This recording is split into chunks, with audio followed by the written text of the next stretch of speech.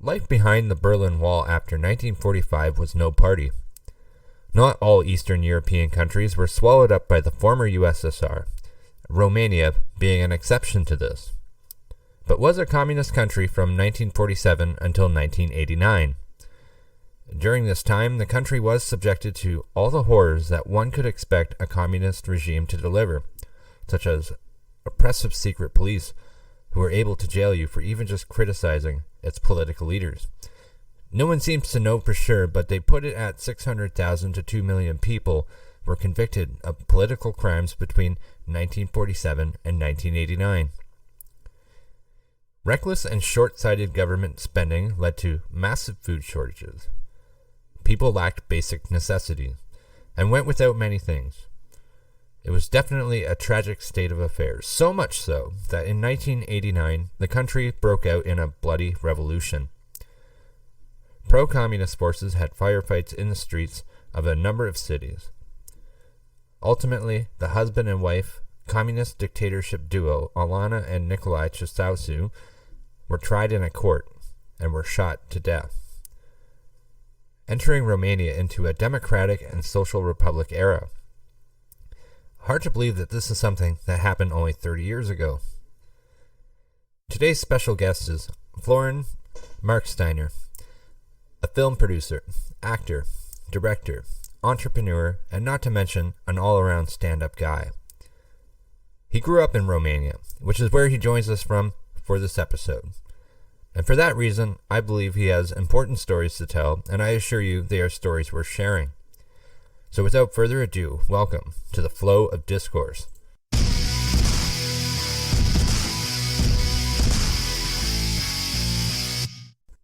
Hello everybody, and welcome to the Flow of Discourse. I am your host, Brendan Kennedy. Welcome to the show where we discuss big ideas and share stories that you won't hear on the mainstream media. Today we have a very special guest, Florin Marksteiner. And welcome, Florin. How are you today? Well, thank you. I'm good. I hope everything is good on the other side of the planet.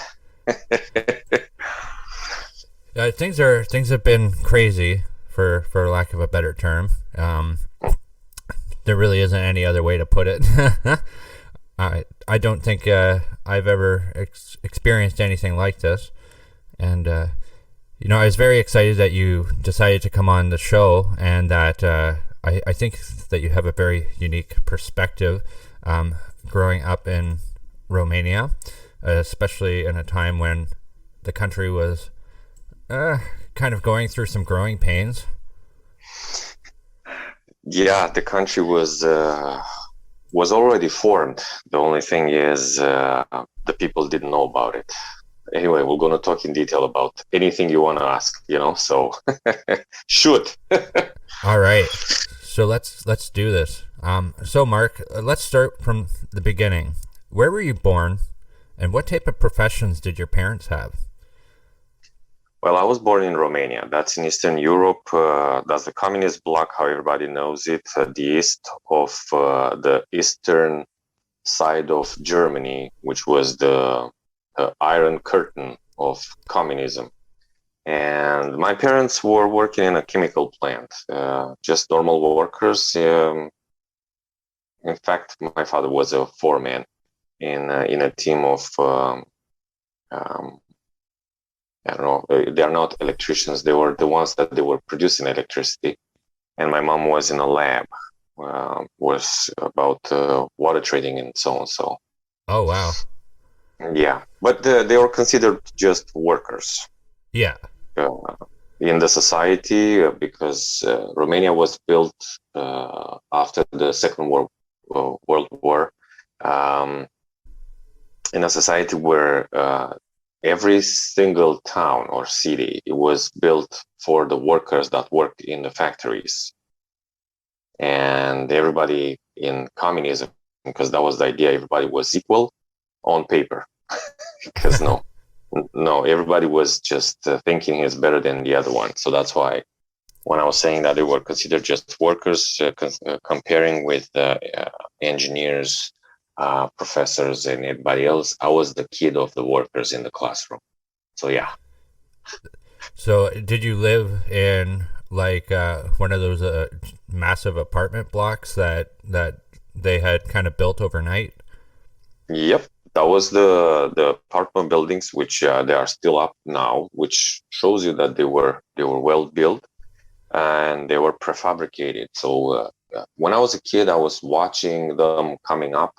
I was watching them being built. I was watching the trucks bringing full walls and just welders welding together the walls, uh, putting everything together with concrete, and bam, there you had the block of 10 floors ready to be lived in. You know, it was a massive growth at the time because Romania took industrial revolution, and they took it really serious because they realized if they produce, they can sell. That was the ruler, and that was Ceausescu, in fact, which decided to build the country. The only problem is when they built the country, guess who came in the picture helping Romania? Who is that? The monetary fund. Is that like the World Bank? Yeah, exactly. And they call it the FME here, the Monetary Fund, the International Monetary Fund. Yeah, that's the one. And of course, Romania got in big debt. And, oh wow! That's why it led to everything that happened in '89. You know, but I'm jumping ahead. Yeah, So we're gonna get there. yeah. Just to touch on a little bit where you said you had moved into this you saw the building of these massive prefabricated apartment building. Do you have any recollection of what you lived in before that?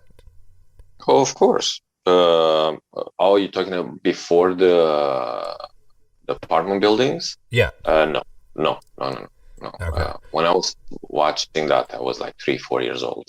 Mm-hmm. I did see an example on a documentary where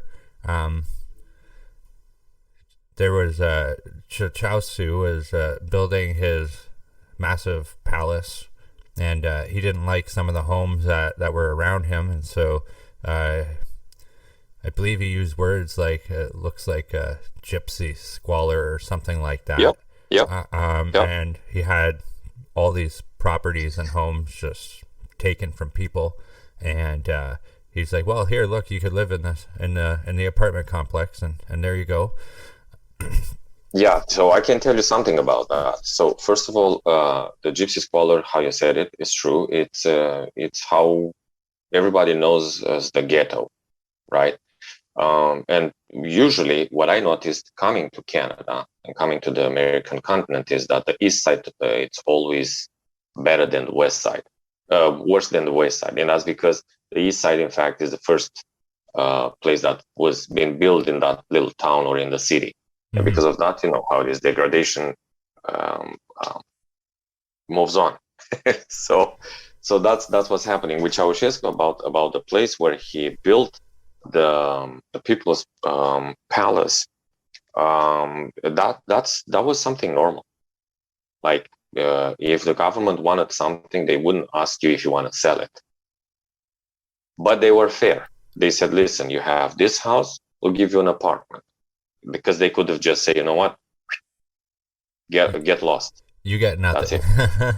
Yeah, when I was a kid, we have a lake around here, and we used to go out in the summer for swimming and so on. So at one point, close to the lake, I was crossing a street, and I saw a guy, older guy, about 56 years old, that he just stopped in the middle of the road, of the street, with a pitcher of water in his hand, and he was just sitting there. And it shocked me because I didn't know what's happening with him, you know what I mean? So when I looked in his direction, the bulldozers were destroying his home because they wanted to build blocks. Yeah.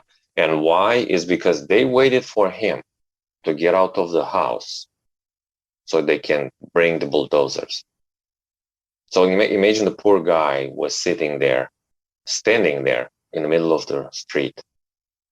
And all he had at that moment, because now I'm thinking about it, all he had in that moment, all that was left from everything he had was just that pitcher of water in his hand. I just couldn't imagine like that type of scenario. Yeah, I was about 8 years old, I think. So imagine that it stood with me all the time, because that was a piece of what was happening under Ceausescu in communism, where everybody was saying, because that was what communism supposed to be, where everybody's equal and everybody uses everything and everybody's happy. Well, it wasn't that way.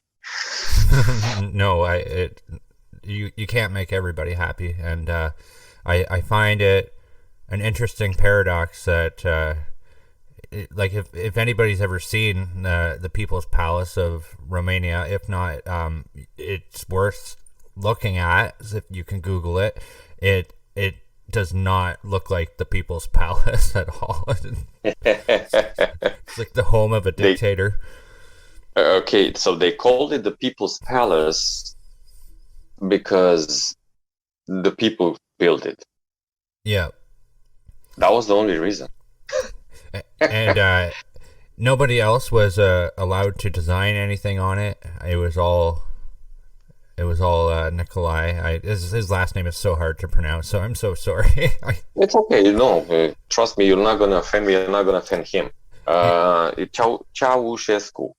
I know everybody says Ceausescu. Yeah. Ceausescu.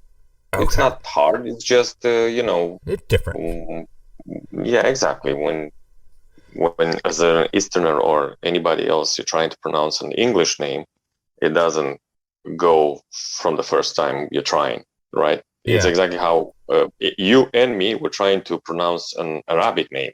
It's human nature. Yeah. One thing that I am kind of curious to know about, in your earliest memories of daily life, what daily life would have been like? What type of food was a staple in your home? Where did you get food from typically? Paint us a picture, if you will. Okay, so you're asking me based on the fact that you've seen in some documentaries, or you read something that it was a big problem with the food in Romania at one point. Okay. Let me get to the root of why it was this big problem, because this happened until 82. In 82, I was in the second grade, I think. I was 8 years old. So they built everything, factories and everything. They were manufacturing everything. It was just awesome. Like exactly what you see right now in China, right, with all the economic boom. The problem is because of the debt and everything, the country wasn't supporting itself anymore. So because of that, Ceausescu decided, you know what, we'll pay the debt. Why? Because the monetary fund he just realized, in fact, that the monetary fund is going to suck all the resources of the country, which maybe you noticed it happened everywhere they went. Yeah. So Ceausescu decided, you know what? I don't know how blunt I can go with the language, but you can be as blunt as you like. We're not beholden to any broadcast standards. I'll still be a gentleman. Screw you guys. You're not doing this. We'll pay everything and you get out of my country, period. So that's why he decided, of course, and everybody else under him, to have 95% of the in industrial and of the local production to be exported, and all the money to go to the monetary fund for payments. So because of that, you wouldn't find too much, especially food. You wouldn't find too much. That was the big reason why. Because we were the ones that they were feeding the entire Europe with our wheat production. Romania. That's incredible.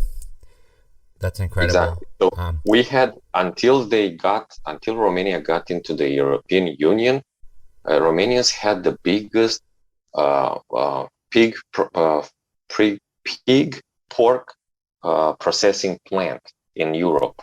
And once they got in, they had to close it because they had to become customers, not producers. Anyway, so that was the big reason why we wouldn't find too much food. Talking about the food, the traditional food, starting from the countryside, well, you know how it is. You make a soup, you make a sour soup, you make a bread, you make a lot of things, traditional things that don't take too much. Yeah. You don't need too much. Well, for example, you don't need too much to make a poutine. Okay, No. right? So it's kind of the same thing. Of course, like anybody else, you would love to have an ice cream. And when I'm saying an ice cream, it was just one type of ice cream with one flavor, and that was tasting like flour. But it was. But I'm saying that we were reduced. I can say this. Look, because now I'm thinking we were reduced to dogs eating those pebbles, the dog food in the bag.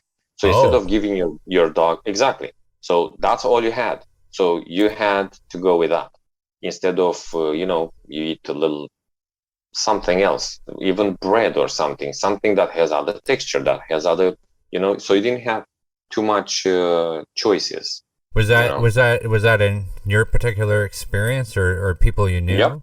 Yep. I used to. So imagine this. You used to wake up at 4 o'clock in the morning to get at 5 o'clock at the store to buy some milk after you stay at least an hour in a line. It was like in the Big Depression, because now it pops in my head. Line that was 3 times stuck.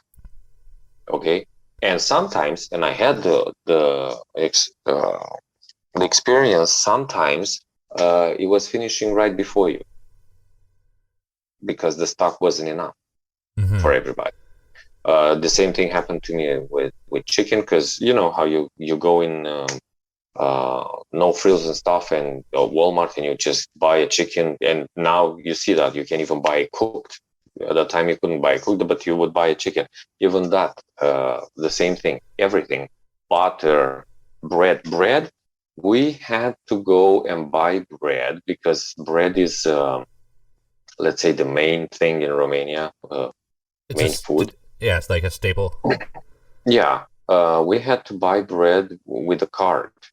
So you would go and you would head over the counter your card, and they would mark it with a pen. So you cannot buy another bread that day. You had to come tomorrow for another bread. Wow, so it was like a ration card, and exactly, yeah. Was the food distributed like solely by the government? Like, say you had $10 and 2 loaves of bread cost $5 each, and so $10. So you wouldn't be able to take your $10 and go and buy 2 loaves of bread. It was no. That's no. Like, do you ever remember like going to bed hungry or anything? God bless, no. Because see, this is the thing. I was born into it, so I was used to it. To be honest, sometimes I go to bed now I'm hungry, and I realize why I'm not sleeping. I'm going to the fridge, okay? But then you were happy with what you had. Period. So because of that, it's another funny thing that I realized, but funny in the quotes. So.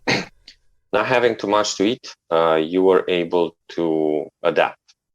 Maybe you saw during your life, maybe it was there is an experiment with monkeys that you keep them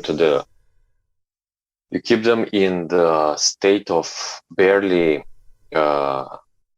satiation. No. So you get full, but not full. But it's enough, but not quite enough. I don't know exactly how to pinpoint that feeling. That's a good explanation of the. When you eat, but you don't eat the full plate to stuff yourself. You eat almost to feel like you're not hungry anymore. So it was an experiment based on that, and I'll be short about it. The fact is, doing something like that on a long period of time creates longevity, creates youth. I know it sounds stupid, but it's true. Yeah. So to be honest, I realized why most of the Romanian people, uh, they weren't aging so fast. Let's put it this way. Okay. Like I'm 45 now, and I have people telling me that I'm 30. I have a goatee. Maybe from the pictures you've seen, trust me, I had a goatee and I have a goatee, especially to look a little bit older. Okay, I You understand. know what I mean? So that's the thing. So yeah, no, I wasn't hungry. God bless, but I think I wasn't hungry because I was used to it. Yeah. You got what you got kind of thing. Yeah. And I guess I could relate to something in regards to that. My grandmother, she was raised during the Great Depression in North America, Hmm. and she kind of tells the same sort of story, where it's almost the same kind of thing where you only have enough food to sustain yourself, and that the staple foods were things like soup and that sort of thing that allow you to get by with not very much. The broth. Broth, yeah. Yeah. It And wasn't even a soup. It was just broth and croutons. oh my goodness. And the croutons weren't cooked, were just dried. Actually, that sounds like something my kid would like. Yeah, I know, but see, yeah, you as a kid, if you grow up into it, you don't realize, and you're happy with anything you have.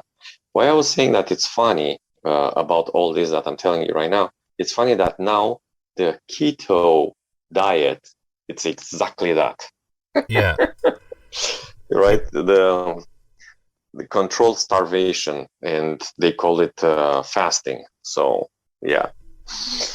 that's kind of funny that you would mention that. It's kind of like a communist food stimulator.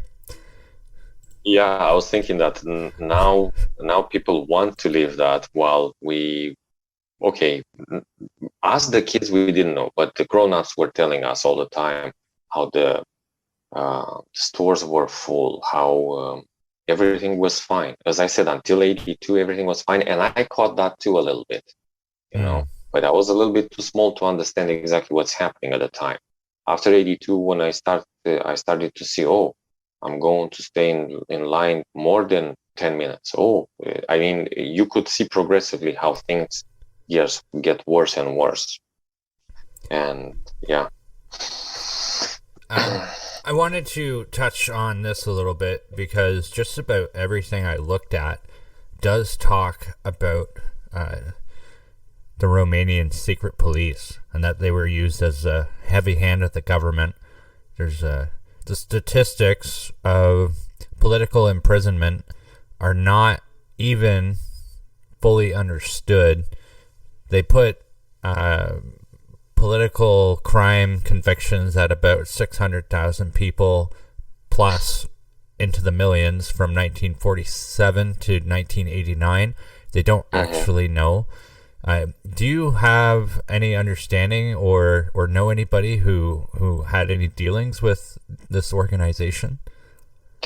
Well, I didn't know anybody or to have first-hand experiences with them, thank God, because I'll tell you something. If they call them Securitate, Mm. that was the name. If you heard that name, you would crap your pants, period, because you knew something that if, and I'll tell you where the fear was coming from. If you knew they're coming to pick you up, you knew they're not bringing you back. Yeah. That was the fear.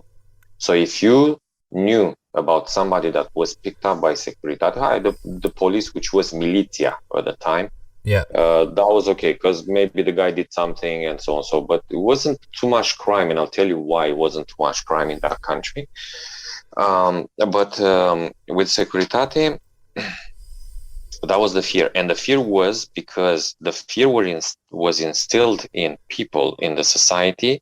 You were afraid that anything you would say, especially against the ruler and everything, might be heard by one of your neighbors, and they would turn you in. So that was where the fear was, because everybody thought everybody is communicating and collaborating with the secret police. Mm. So in my opinion, I think secret police wasn't too big, but they had a big legend behind them, Yeah. you know. So because it is true. Like if I tell all the kids from a classroom that everybody is turning on everybody, and if everybody says something, and I pick up one kid and take him and I bring him back, then everybody is going to be afraid of everybody. So I don't have to do anything. They're going to kill each other, you know. So it's So almost like a self-censorship type of deal. you had at one point, until one point, you had to be careful. That's for sure. Yeah. Mm. And all the political dissidents that they were taken in the prisons were because of okay. Let me rewind a little bit to 1945. 1945, after the war, um, Romania was still I don't know if in English it's a word, feudalistic. It was an agricultural society. Mostly, it wasn't the cities; it was the Oh, towns and villages so that were. I believe so the society was kind of like a monarchy, and it had a peasant Yes, based labor. yes, but what I'm saying is the fact that everything was towards the land and agriculture. It wasn't industrial. Okay. So when the communists took over the country, they decided to make it industrial, and to make it industrial, they needed resources like money and everything else. So what they did, they went and they nationalized everybody. So everybody that had, let's say, they had land, they had some tractors, they had anything they had, they took it in the name of the people. And whoever said, "Man, this is my work, my life's work worth, I cannot give it to you." So they decided, you can come be part of us or against us. And a lot of people, as you know, it's in our fabric. We have dignity and honor. And a lot of people, they said, "I'm not doing something like this. I'm not socializing, and I'm not becoming a communist." And because of that, they just accuse him to be a traitor or to be a political dissident and put him in prison. So that's why there were so many. Wow. Because That's I am familiar a little bit with the Bolshevik Revolution and uh, neighboring country of Russia, and yeah, that was a lot like what they had gone through in 1917, and yeah, a lot of people starved to death because they took the production away from people. Maybe Russia was a little bit different because they had only been a generation or two out of the peasant class, so people were yeah. starting to be at a point where they could own a couple of cows and maybe a tractor or a plow system or get a decent farm. So the people who had things didn't really have a whole lot of things. I could only imagine that the scenario might have played out the same, where there probably was quite a few people who maybe went hungry because of that type of disruption. So at that point, uh, how should I put it? They recovered fast because what they did, and it wasn't stupid what they were doing. The idea, let's put it this way: communism and socialism, it's really good on paper, Mm. because as soon as the human factor comes in and the greed and they are sucked into the power position, then it goes down the drain. That's the problem that people don't understand, because as you see, there are some socialist uh, currents that they are trying to get into the world, which is okay. Everybody is allowed to do anything. It's just I wish they would learn from other people's problems and mistakes and everything else, disappointments and so on. So that's the thing. They did. I mean, at the in the first years, yes, they did. They nationalized everything. They seek everybody's wealth, and they put it all together, and they united the country and the people towards a goal, and that was prosperity, which was beautiful. And that prosperity was after that shared. Like just for you to paint a picture for you how life was under communism was something like this. You go to school, you go for 12 years to school for free, just like in Canada. After that, you could go to university for free. After you finish the university, you would be chosen, and in fact, you would be offered some jobs in different towns, and you would pick, oh, I want to go there, and you would do that job all your life without being stressed, without wondering, what do I eat tomorrow, where do I sleep, did I pay my rent, and so on. So when you got to that job, the government would give you an apartment. It was yours. So how not to work and be happy under communism when everything was provided for you? The only problem is, if you said something wrong and somebody heard you, you could have go and not come back.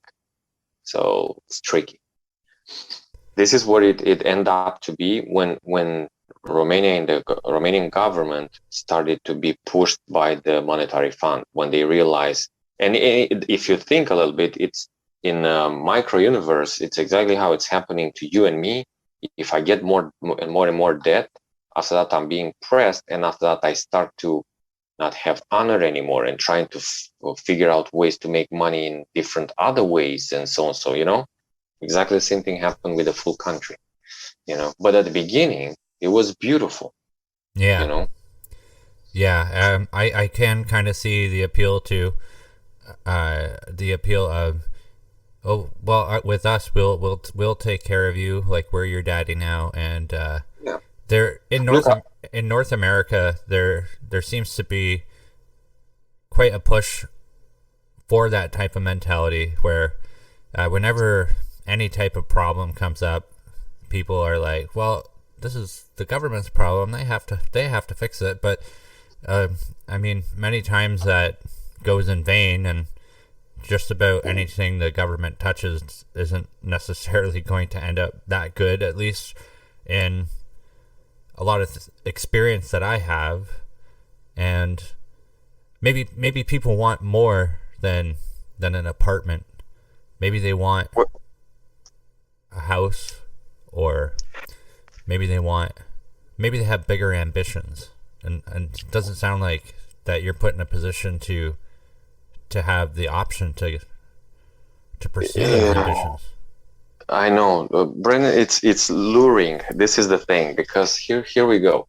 If the government right now sends you a letter and says, "Listen, Brennan, we'll give you an apartment for free in I don't know, in Kitchener, and we'll give you a job there too. You can make about $4,000 a month on that job, and all your taxes are paid. You don't have to pay anything. You just do your job, have your apartment, and enjoy your life." How does that sound? Too good to be true. I know, but it happened. So, and it happened to an entire generation. It happened, Mm-hmm. And it was good. So that thing was good because it took away the stress of the people from trying to figure out what to do with their lives. They had to figure out what to do with their lives until they were maybe 30, and that's it. After that, it was okay. You're right. From there, nobody was able after that to grow. They got to a level where the government wanted everybody to be, just like in a chicken farm. You grow them until one point, and from there, you decide you keep them for eggs or you cut them off. Period. So that's what happened to them too, to my parents' generation. So they had I saw them. So imagine if they had 1 full month of vacation per year, paid vacation. You tell me you're not taking your family and go everywhere. Yeah. Like experience and everything. Everything was good until 82. From there, everything turned down. Everything happened, And that's why I'm saying, because it's beautiful. I'm not saying communism and socialism is good, but only on paper. As soon as something happens, it goes down the drain. And look at all the regimes, from Cuba to China to everything else. You know, Yeah. look at North Korea. Look how people they better want to die than still live there. I know people that tried to flee Romania before '89. Oh A wow. lot of people. So. I know of people that their sons were sent back in a sealed casket because they were trying to run out of the country, and it was the sealed casket because they didn't want to know for the family to know, and the family didn't have any means of trying to prove or trying to break the seal. Let's put it this way. Because the government didn't want for the families to see that in fact their son was shot, And that's because he was trying to get out of the country. and that's just heartbreaking. And Yeah. I could imagine Yeah. that there's some people still alive that their sons or daughters tried to get away, and they go, oh, they made it out of the country, and like they'll never know. Like so many people Well, probably didn't know. yeah, No it's the way, same no thing way. that's happening in Mexico and everywhere else. To be Mhm. honest, if you really want to have a good picture on how it was in Romania under communism and how I grew up, on Netflix there is a documentary called Chuck Norris versus Communism. Okay. I'm serious. And that's because we loved the movies with Chuck Norris, because they were coming on a VHS tape, and we used to gather. Oh, we weren't allowed to gather, and so on. So we used to gather at somebody's place, put blankets in the window in the night for people to not see that it's light, and we would watch movies on VHS. And there is the story of a lady that she was translating all these films, because not too many people knew English at the time, you know. It's amazing. If you have a look, it's Chuck Norris versus Communism. It's exactly honestly, it's like I looked into my life when I watched that documentary, you know. I, And I'm hopefully people see I'm really how is. happy you brought this up, because Mhm. the more things change, the more things stay the same. That's exactly what is happening in North Korea right now.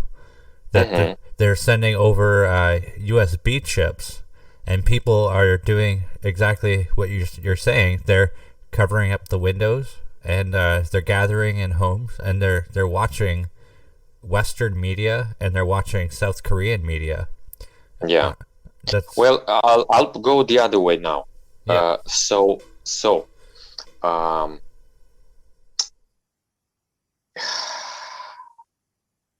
okay. It's tricky, you know why? Because I have to talk about Ceausescu nice, and honestly, he had some good parts. Like, for example, all the censorship and everything was especially exactly how you protect your kids from swearing, from porn, from everything else. You know what I mean? Yeah. He was doing the same thing to an entire country, to an entire um, uh, nation. That was what was happening. Because to be honest, it's been 15 years I didn't come to Romania, right? This Yeah. year I got here, and as I told you, I'm stuck here because of COVID, but it's okay. But the thing is, in these 15 years, in fact, 2003, it's more than 15 years that I left the country. I noticed that they imported all the stupid crap from everywhere else. So instead of taking what's good, they imported stupid stuff, or they imported systems that work in Canada but don't work for Romania because it's another society, it's another layout of the cities, and so on. So you know what I mean? Same Yeah. thing with the state. They imported from the states different systems, financial systems, and everything, and they imported here. They did a lot of things instead of trying to figure out what is this nation accommodated with, what can it do. They just pushed on people things from outside, and now I understand Ceausescu why he was censoring. Because wait a second, whoa. You know what? If your kid swears so much, I don't want him beside my kid, period. Yeah. Right? Are you allowed to say that? Yeah. Now, when you say it, everybody thinks you're a bad parent because, oh my gosh, you don't let him socialize. Yeah, you do let him socialize, but with the nice people, right? Yeah. So that was the thing with the censorship. And again, I'm going there. Because I'm telling you, I watched Star Wars under Ceausescu. I watched a lot of good movies from John Wayne to everything else on national TV, which was only 2 hours broadcast per day. Oh, But wow. I watched it. I mean, it was allowed. It was censorship. For example, if you watch Charlie Chaplin with, oh God, I have a lapsus. He's playing Iron Man now. Gosh. Oh, And it comes to me Tuba Jr., but it's not Tuba Jr. Robert Downey Robert Jr. Downey Jr. Okay. Yeah. So Robert Downey Jr. played Charlie Chaplin, and I watched that movie with my parents. Awesome film. Beautiful. He played it nice and everything. Yes. Then I wanted to show the film to somebody when I grew up, and it had some topless scenes and so and so. And that person looked at me and goes like, "This is the movies you're watching?" Ooh, I didn't know about this scene. You know what I mean? So Ceausescu and the regime was cutting all that stuff. And because to be honest, it didn't enhance at all the movie. Okay, I understand if the scene has a purpose, and I'm in the film industry, I understand these things. So if the scene has a purpose, yes. But if you just want to attract the youth to say, "Oh, watch this because it's going to be a scene," get over it. You know what I mean? So that showed me why they were censoring things. And I'm coming back to your question. So and talking about the Western culture. Western culture was beautiful. It's just it had some other parts that the Romanian regime didn't want to get in the country. Yeah. Because let's put it this way. Do you remember several years ago when it was the big discussion of the sex education in the first grade in Ontario? Yes. Okay. It was a big thing, right? To be honest, I don't know the outcome. I hope they didn't pass it. They didn't pass it, right? I think we got a new premier in, Doug Ford, and I'm pretty sure he threw it in the garbage. Good, because that happened several years ago. It was a premier. It was a lady, I think, at the time.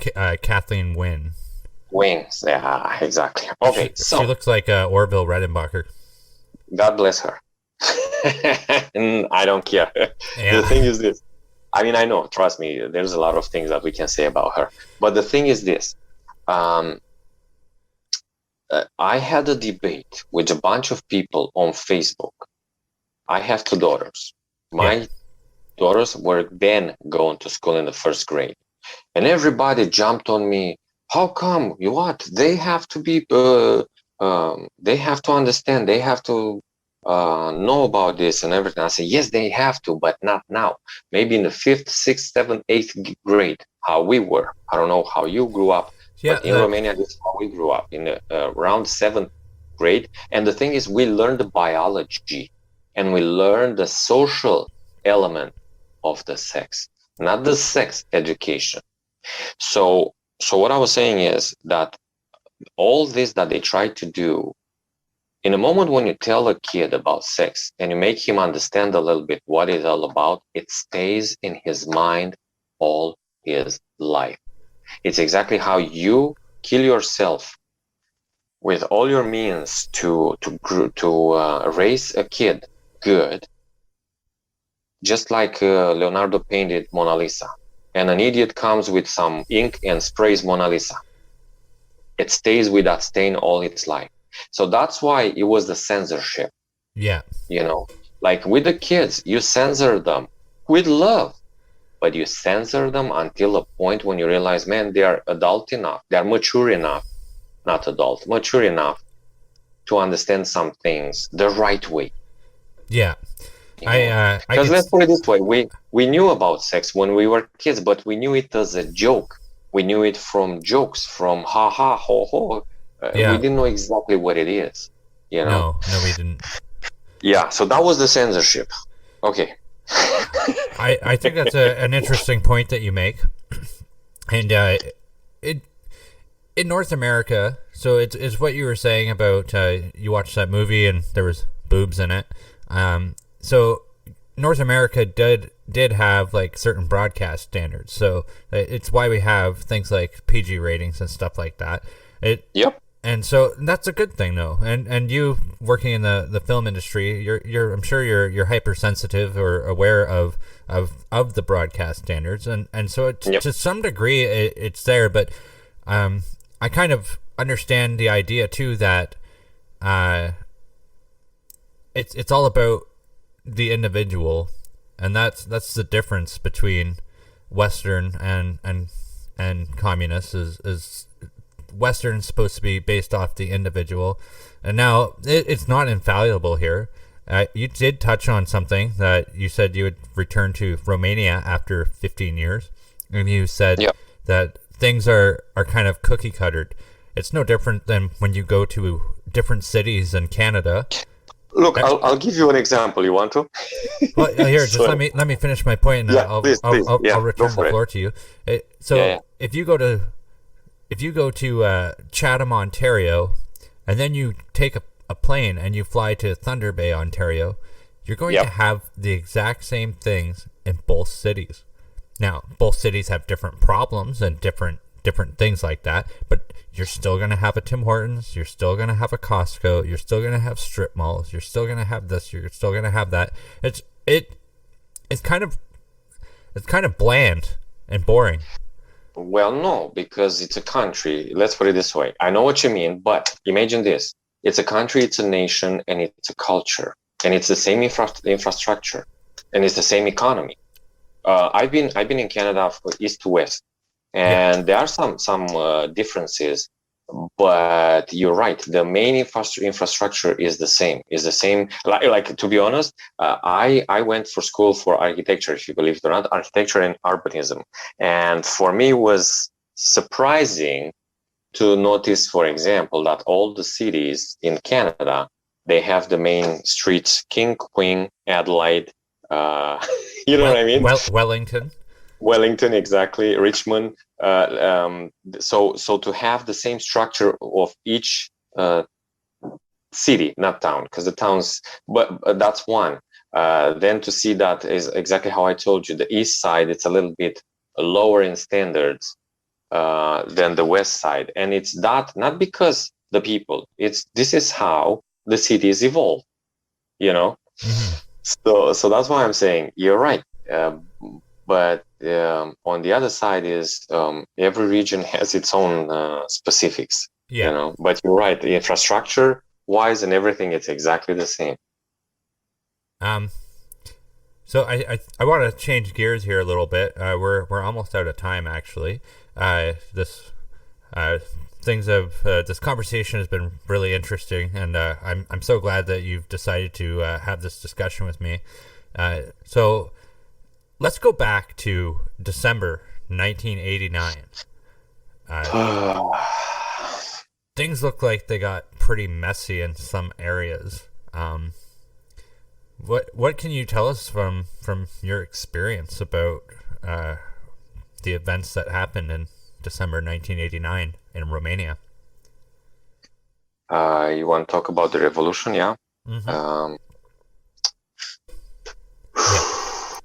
So imagine that after 82, when people started to step by step starve, when people started to realize that it's not enough that you're starving, but you are working, you are making money from your salary, but you have nothing to do with it. You cannot do anything with your money because it's nothing to buy. I mean, there is things, but they are poor quality because all the good things are going out in exports. So imagine from 82 till 89, people were starting to let me paint you a little picture. Imagine you have the cutest dog in the world, and every day you put him with the cutest and the nicest one. Every time he sees you, he loves you. Yeah, you put him every single day. You put him to the corner and you point the finger at him and you yell at him. And I'm saying him because I'm trying to make a parallel. imagine this: one day he's gonna bite you, no matter that he's the nicest dog in the world. He's gonna bite you. He's gonna fight back. So this is what happened with the Romanian people. They were pushed down, down, down. They were pushed lower and lower. While on TV, there was the program, the broadcast that was showing Ceausescu having a luxury life. Yeah. And that's when it all started. So some people had the courage to confront the security, the Securitate, the secret police, to say, you know what, I better die. Because to be honest, I think, because now I'm thinking, I think the Ceausescu and the regime grew up this united people. Because if the people wouldn't be, for example, if the people wouldn't be united, they wouldn't get anywhere, right? Yeah. So once that guy yelled, "Who?" So whatever he said at the first word, and the other people around him wouldn't do the same thing, and it wouldn't spread, it wouldn't be a revolution. Because imagine this: if you say now, "Hey man, I want to go to the parliament building and I want to protest," I don't know what, you go on Facebook and whatever, and 100 people says, yeah, you take a car, you go there, and you end up with 2 people. You know what I mean? Yeah. The same thing here. If the guy would have yelled and everybody else would have made a circle around him, that would have been all. Are you referring to a national broadcast where he was booed, and then it kind of spread? That was the main. Let's say that was the spark. Yeah. Of course, there were some other things that happened in the country leading to that. Ceausescu at the time was I don't know, somewhere in the United Arab Emirates or something like that, with Al-Qaddafi and all the other guys, which I don't want to say funny. The thing is, why he was going there, because they were trying to make a monetary fund on them. They are trying to make a co-op. That's what they were trying to do, to bypass the monetary fund. They wanted to not be in debt to monetary fund anymore. Gaddafi and all the other guys from the middle, how you call it, Orient. Yeah. Oh, China and North Korea and those countries. Mostly the Arabic countries. Oh, okay. Sorry. Yeah. So that's why he was flying a lot of times there. So a lot of things led there. People saw him traveling a lot and not knowing why. And I understand now. See, after 30 years, you understand why things happen. I understand why he wasn't talking about that, because he didn't want anybody else to find out what they're trying to do. Because look, there is a conspiracy theory that says that they tried to do a putsch. No, a coup d'état. A coup, where to take him down, because the monetary fund didn't like what he did. Oh, okay. No, I understand. So that's why they try. Because if you look, and I bet you stumble into it on Facebook or YouTube, you're going to find that Romania and Ceausescu is the only guy in the history of the world that paid off the debt to monetary fund. The only one. Which we didn't know about that. That's that in and of itself is a whole rabbit hole, like, on its own. To be honest, he had a complex personality, and he had guts. He stood up to a lot of people. When, trust me, look at the Pope, he's kissing somebody's hand and so on. So he stood up to a lot of people. Yes. But getting back to the revolution, so a lot of things led up to that moment, and from that moment, people just united. I was in my town when I found out the revolution. In the middle of the day, I went with my father to a store, and in the store we could hear the Free Europe. That was a radio station from England in Romanian language. Yeah. It was the diaspora, let's put it this way, and they were saying, "Oh, just down Ceausescu, down the communism, we're free," and everything. And to be honest, we shit ourselves, because everybody was just sitting calm there, and I thought maybe this is a setup. Maybe the Securitate made a setup just to see who's against Ceausescu. You know what I mean? Yeah. And it took us at least 5 minutes to understand that it's for real, and that people are all happy. But everybody was just like us. Everybody was trying to shut up and not say anything to see everybody else's reaction. Weird. And after that, of course, once we realized what's happening, everybody else went in the streets. Everybody was happy. Everybody was brothers and sisters. Now I'm looking at Romanian people. They have really they are just against each other, and everybody for themselves. You know, which is sad. I used to know when I was a kid. I used to know all the kids from 5 blocks around me. And when I'm saying 5 blocks around me, I'm talking blocks of apartments. And every apartment building had 44 apartments. And every apartment had at least 1 or 2 kids. I used to know them all. We used to know each other, all of us. I used to joke when I got to Canada and tell people that I grew up with the community parenting, in the sense that all my neighbors were my parents. It was enough to see me a neighbor that I do something wrong, and they would tell me, hey, no, first they would slap me. Then they would tell me, I'll tell your mom. And I knew by the time I get home, I'll get it again.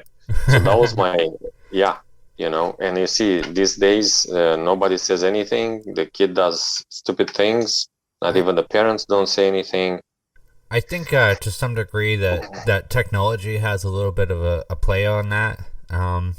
When I was a kid, it wasn't like a 5 block radius thing, but on my street, everybody knew everybody.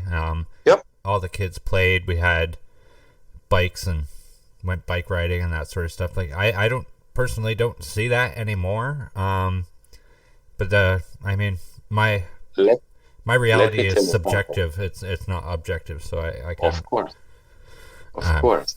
Let me tell you something. Mm-hmm. Your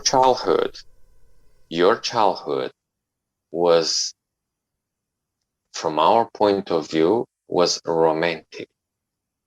Yes. Nostalgic. Trust me. No, it was romantic. We were in love with your childhood. Because we were watching in the movies the kids from the American continent. You know what I mean? Yeah. And we all wanted a Christmas tree like there. Oh. We all wanted. Okay. Yeah, we all wanted a cookie. You know what I mean? Yeah. So there's small little things that I know in Canada, in the US, they are so banal. They are so small. You know what I mean? Mm-hmm. But yeah, and that's why I'm telling everybody: be blessed with what you have. Be happy with what you have. There are kids in other part of the country or other part of the world. I worked with United Way, and I couldn't believe that in our backyard we had kids that they were starving, and it hurt me, because everybody says Canada is one of the richest country in the world. You know what I mean? And it hurt me, and then that is where I went up, and I realized. It's a difference in being rich and a difference in being wealthy. In my opinion, I say a country is rich by having resources. A country is wealthy by taking care of their people. And that's why I'm saying it hurt me, because I couldn't understand that in Canada we had cases where poor kids were going. It reminded me of my childhood. You know what I mean? There's definitely a lot of wisdom in what you're saying there, and That's amazing that you would share that. And you know, poverty is going to exist everywhere. It will never be eradicated 100%, but it's because of people like me and you who discuss ideas and that sort of stuff, that hopefully we can bring a little more sense to the world. And with that being said, we are at the 1 hour mark. Is there anything that you have going on. Is there anything that you want to finish this off with on that sort of note? Is there anything that you want to say? All I can say is that whenever you want, we can do a second episode. And if the main subject of this episode was the communism and how it was, all I can tell you is good, it's over. All I can tell you is until you lived it, don't even talk about it. Honestly. And I'll tell you honest, I didn't had it so bad under communism. Like I had people that I know that they had it even worse. Okay. But I'm saying that even like how it was, trust me, you don't want it. You know what I mean? I'm sorry that I do understand ideology, and I understand people being absorbed by the idealistic thoughts. I do understand that, and it's beautiful. But the real life, it's bad. It's bad. You know, the real life is bad under communism. So that's why I'm saying, trust me, and I know I'm not the only one. I know for a lot of people, capitalism feels like it's a never-ending game of death or something. But you know what? You're free. You're free. You're free. You can go and you can do anything you want as long as you want. Of course, if you do good stuff, not bad doing things. stupid If you do bad things, bad things happen. Yeah. So yeah. Thank you so much for the invitation. It was a pleasure. I do enjoy being here and talking with you. Anything you want to talk, just how the American says, hit me up, buddy. It's been an absolutely beautiful conversation. With that being said, thank you everybody for tuning in to The Flow of Discourse. If you have a story that you would like to share, please feel free to hit us up on Facebook, Twitter, or at our email, theflowofdiscourse@gmail.com. And as always, stay safe out there.